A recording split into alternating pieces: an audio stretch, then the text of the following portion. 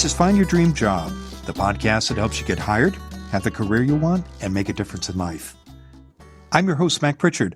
I'm also the founder of Mac's List. It's a job board in the Pacific Northwest that helps you find a fulfilling career. One of the best ways to get good at job hunting is to talk to people who do it well. That's why once a month, I interview a Mac's List reader who found a job they love. Our guest today is Josh Belzman. He's the analytics manager at Zenith Media Services. His company offers a full spectrum of media communications, from analytics data and technology to marketing, content, and trading. Josh Belzman believes in the power of digging deep when looking for work. In a story you can find on the Mac's List website, Josh says that when he asked questions of himself and employers, the answers helped him better understand what he offered and how to tell his career story. Josh, why do you love your job? Where to begin?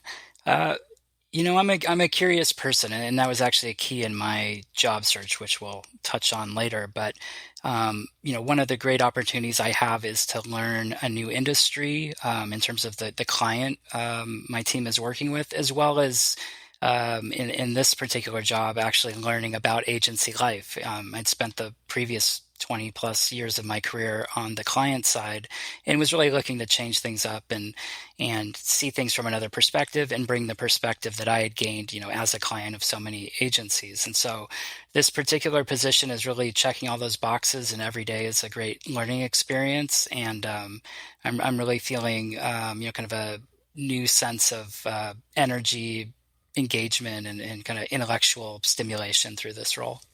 Tell us about your work at Zenith Media Services.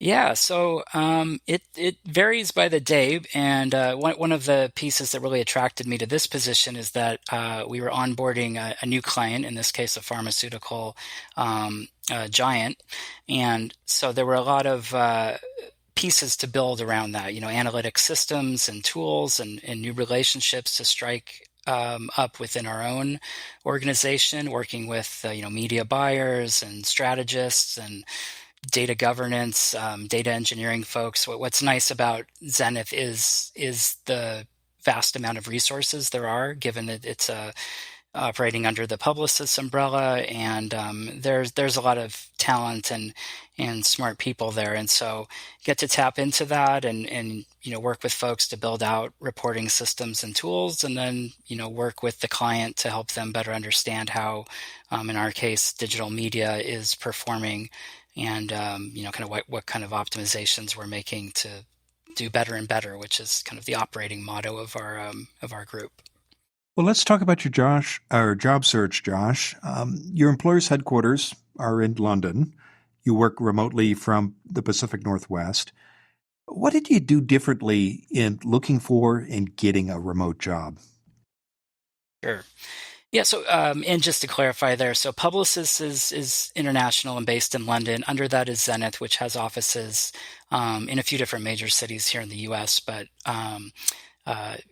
it's right that this is a remote position. And so, most of the networking and connection building was done online through, LinkedIn and email, and really just tapping into the networks I've been able to build up. And, and I think one of the learnings I've had along the way is that you need to really stick with it, I should say, and, keep in touch with folks. And you can't really take it for granted,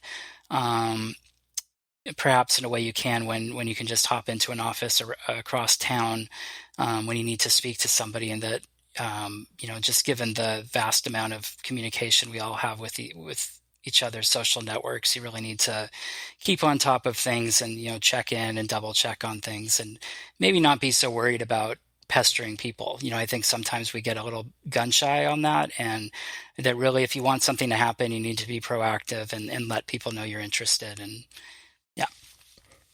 Was there something that you did differently when looking for work remotely and online, because than you might have done 3 or 4 years ago when you were still going to offices? Yeah, I think, you really got to put your online research skills to work, right? And using some of those tools available, like LinkedIn's very handy for showing you connections between companies and people who are connected to a company or may know somebody there. I think that's really effective, and I mean that really goes for work, whether it's remote or otherwise. Um, and then setting up calls and trying to look for opportunities to have conversations, either over the phone or through Zoom, and really, kind of put a face and a voice to yourself, so you are more than just a printed resume that they're viewing, or an email.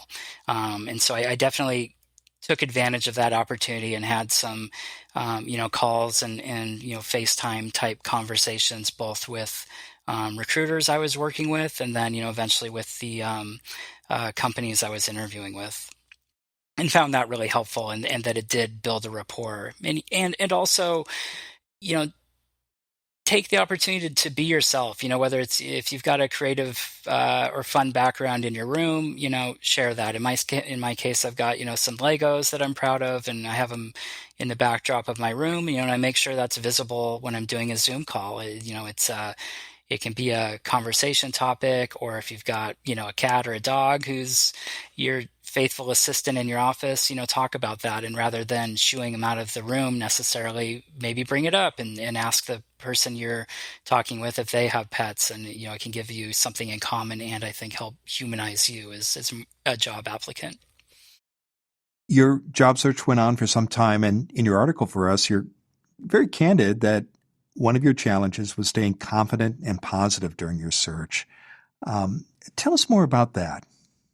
Yeah, when I began my job search, and this was just about 2 years ago, and I think I mentioned this in my piece. I was really feeling on top of my game because I had learned a lot of data analytics and data architecture skills in my position, and felt like those were valuable skills that would translate well to most any place I was applying. And I was getting a lot of bites, and I felt good. I was getting interviews and put through lengthy SQL tests and panel interviews, and felt like I was actually coming off well, expressing myself well, and making the case for myself.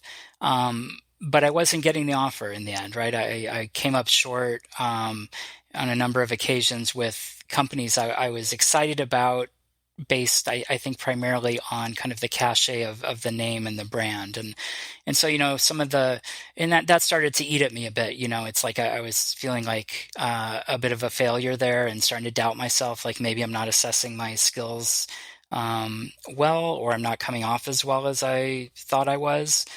So it's easy to get down on yourself, and in my case, I also had some issues going on with um, the employer I was with at the time, that weren't helping, with my attitude, and I was kind of carrying and building up some negativity. I think that probably was coming out when I didn't want it to, and so yeah, it definitely ate at me, and then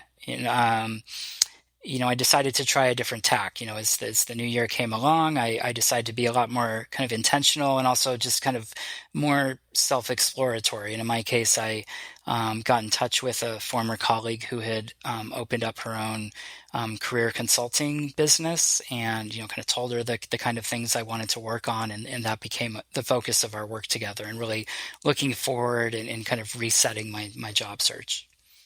You worked with a career coach. You mentioned her name is Farah Kober, and you mentioned her in your article for us.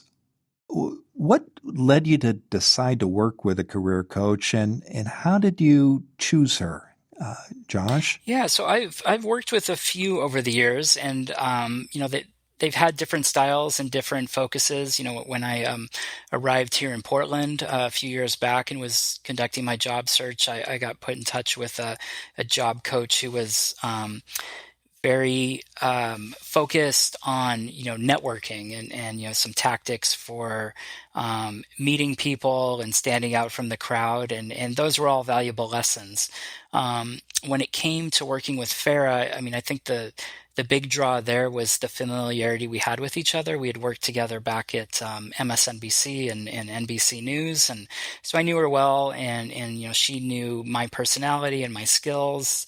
And I think there was just an inherent kind of trust and comfort level there where I didn't need to necessarily like prove myself to this person or tell my life story. We kind of already had an understanding of one another, and that allowed us to kind of get to that next level. And I went in with open ears. It's like, yeah, I maybe had an idea of some of the things I wanted to focus on, but I kind of left it for her to fill in the gaps and kind of tell me where she thought I could improve. And she was great at that, and really talked about, the need to not just use buzzwords in an interview and, say you're curious or proactive or a problem solver, but, really fill in the color on those stories, with examples, whether from work or even from life. And, and so that went a long way for me, as well as, just kind of building up my confidence again as well. I think that was maybe a kind of a less tangible piece and not necessarily something I was looking for in a career coach, but was one of the main um, positives that came out of that experience was, just remembering, I do have worth, and an employer is going to be lucky to have me, and let's figure out a way to tell that story. So your coach helped you present yourself in a positive way and gave you advice about how to improve your confidence. What difference did these changes and other suggestions she made make in your job search? Yeah, I mean, it started to come out pretty immediately in interviews I was having. One of the more tactical suggestions she had was just to, you know, kind of come up with a narrative, come up with some keywords related to that, and stick those on post-it notes and actually put them on, my desk or my computer when I was doing an interview, and just as a reminder to touch on those points. And it was really very fulfilling to go back after some of these interviews and see that I had kind of checked all the boxes and gotten to all the points I wanted to, and use those stories and narratives to my advantage. Um, and then even before that, in the preparation work that we did in onboarding, she pointed me to a great personality test to kind of better understand myself and the ways I work and the ways I come across, and some of the ways people with my personality traits interact with others. We also did some, kind of self-evaluation of things I was looking for in a job, and, kind of turning the table and focusing a bit more on my wants and needs, and not being quite so concerned about, kind of forming my story to fit a company and a role, but flipping it around. It's like, does this role that I'm applying for really fit what I'm looking for? Does this company have the values and the kind of leadership that's important to me and the communication style that I need? And I think that goes a long way to building up confidence as well, when you start to view yourself not necessarily as, subservient to a potential employer, but a real partner in that search, and that you're both trying to fulfill each other's needs, and that you have as much worth and insight, intelligence as the people you're talking to on the other end of the Zoom or the phone or email. So I think that was a great benefit, just to dig a bit deeper into my own interest and values, and then reflect that in the conversations I was having with these employers. That's a phrase that came up several times in your article, digging deep. Uh, and you encourage job seekers in your piece for us to dig deep. Tell us more about what you mean by that, Josh, and the difference that digging deep made in your search. Yeah, I think it can take a few forms, and it is maybe going to mean something different to the individual. In my case, I feel like it really meant kind of peeling back some of the layers and the gloss I was putting over my job search, and getting a bit more honest about what I was looking for, what I needed, what my strengths and weaknesses were, and finding a way to talk about that in a constructive manner, and also just doing a bit of a self-evaluation of my attitude and tone. As I mentioned, I wasn't having a great experience in the job I had at the time of my job search, and I definitely felt that negativity, kind of creeping in, and maybe taking root in some of the conversations I was having, where I was maybe talking about things I didn't want, or, the kind of leadership or job and roles that I wasn't looking for. Instead of, kind of putting a more, I think, constructive and positive spin on things and using, the experience that I was having that I wasn't finding constructive, and then finding, kind of the allegory and flip side of that to identify the things that were important to me that would help define a successful job and search for me. So I think just really reframing issues for yourself is important, and maybe it's as simple as just, getting out a piece of paper and in doing, a bit of charting and plotting of your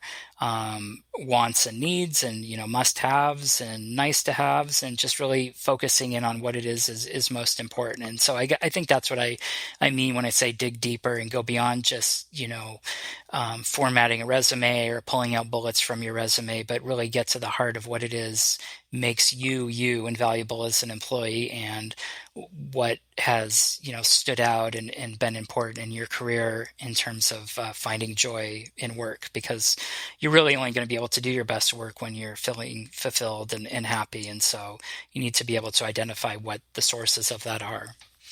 Well, finally, Josh, what's your number one job hunting tip?